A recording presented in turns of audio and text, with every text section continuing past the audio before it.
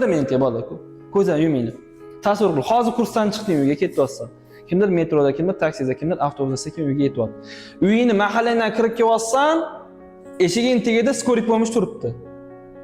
Xavotirdasan, yugurib boryapsan, ikkita kalaskali kravatda, bittasi otang, bittasi onang, oq bo'z yopilib, jonlik uzilgan holatda chiqishyapti.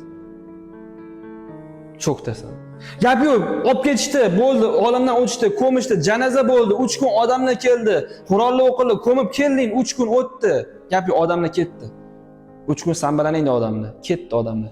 4-kun, tasavvur qil. 4-kun. Ertalab uyg'onmassan. Ko'zingni ochding. Sekin uyingdan chiqib, xonangdan chiqding. Va na oshxonada, na spalniyda, na xollda, na zalda ota-onangni uje topa olmaysan. Adajon, oyijon deydigan odaming uje yo'q. Ko'chaga, maktabga tur bolam deydigan, ishingga kiyityapsan, kiyimimni kiyib ol deydigan, ovqatlanib yur deydigan odam uje endi yo'q bola. Adajon deydigan yoki onajon deydigan odaming yo'q endi uje. Sen o'zing orzu qilgan katta bola bo'lib qolding uje. Erkin qo'yish, erkin qo'yilding, mana malades. Endi topgan pulingni 100% foiz hammasi seniki.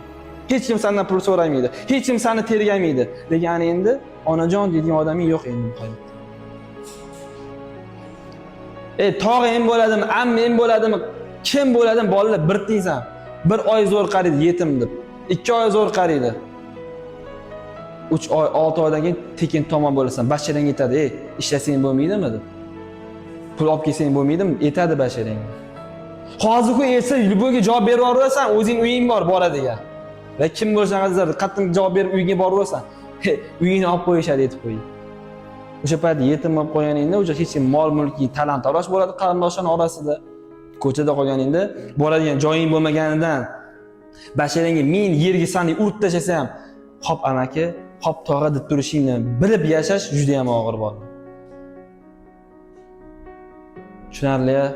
Iltimos bo'ldi. Bugundan boshlab sal ota-onamizga oddiy inson emas, boshqacha inson bo'l, oddiy inson emas. Qaytarib aytaman, butun dunyoga yomon bo'l, lekin ota-onangga yaxshi qara, ishlaring o'xshaydi bo'ldi.